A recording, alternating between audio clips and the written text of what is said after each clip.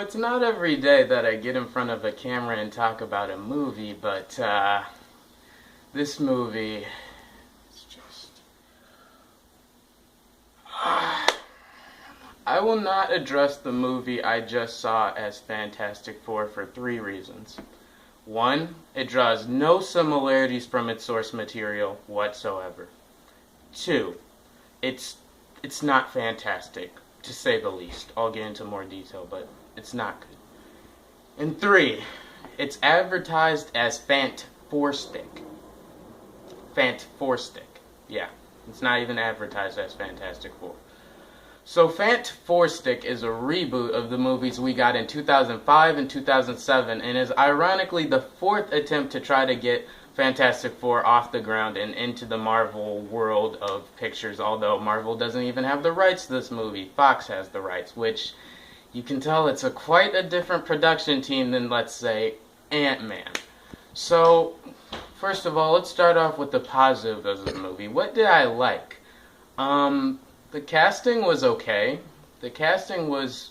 They got really good actors like Miles Teller and Michael B. Jordan. I know those guys have talent, but it's like they just had nothing interesting to say in this movie, so I couldn't enjoy their acting talent because, let's just say, they didn't bring their best work.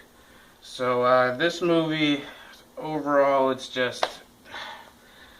So I sat down in this movie and I was like, okay, alright, I'm ready for the Fantastic. Let's get it. Fantastic Four, alright. Waiting for that Fantastic. And an hour and 40 minutes later, I was still waiting. Yeah, that's right, I said it. An hour and 40 minutes. This movie is incredibly short, but honestly, I wanted it to end sooner. It's just that bad. It's like they've spent no developing time in the process. They've spent nothing in this movie. It's just...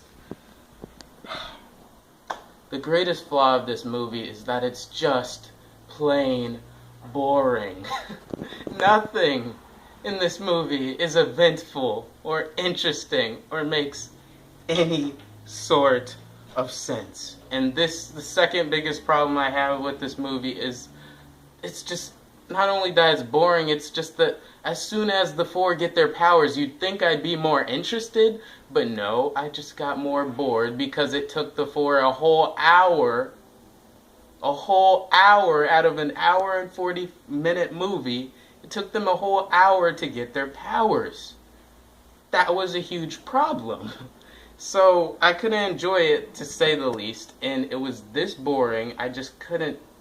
Okay.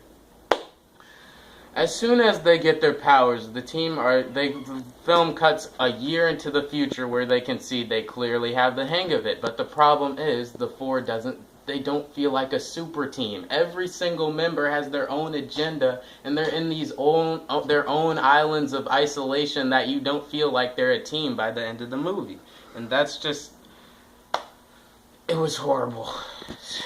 The third worst thing about this movie is the visuals. The visuals are just a mess. They're sloppy. Like when the Human Torch is flying and everything, I'm like sitting back like, I know PlayStation cutscenes that look much better than this. And that's a problem. That's a huge problem. The only thing that's as bad as the visuals is the acting themselves. None of the actors have chemistry whatsoever, and it looks like they got a lot of great talent together, but working around a horrible script, so the actors didn't get to show their talent. And of course, I'd be a fool not to mention the worst depiction of a comic book villain since Sewed Up Mouth Deadpool in X-Men Origins Wolverine. Yeah, you comic book fans out there, you know what I'm talking about. It's just Doctor Doom, or you know what, I won't even call him Doctor Doom, because he wasn't Doctor Doom, he was Psycho Killer Ex Machina. He comes on the scene in the last 20 minutes of this movie, and they stop him in like 10 minutes. So, did he feel like a huge threat? Did you really feel like this movie had a lot of stakes going for it with the final battle?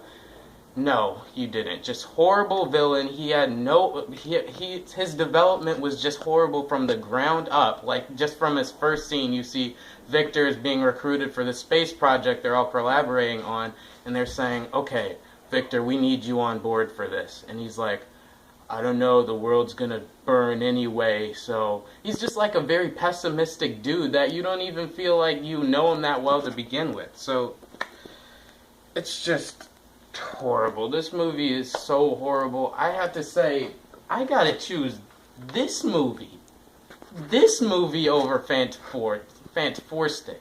You know, yeah, this movie that every comic book fan has on their shelves because they found it for $4 at the back of a Kmart somewhere.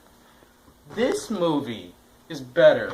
This movie is better than Fantastic. At least with this movie, they actually feel like a family. They introduce better family dynamics. In this movie, they actually feel like a team, no matter how goofy it might look. And it's an extremely goofy movie. Guys, overall, I gotta give Fantastic half of a star out of 5. Not even a full star.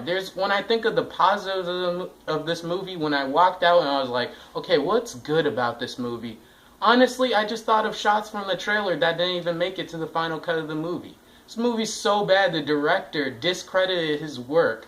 The day it came out on his Twitter page, he said, I had a better vision for this movie a year ago, but you guys won't get to see it because Fox, you know. And it was taken down from his Twitter page 2 minutes later, but, you know, screenshots are forever. So, please just don't watch this movie. Go see Ant-Man a second time. Go see Mission Impossible. Just please stay away from this movie.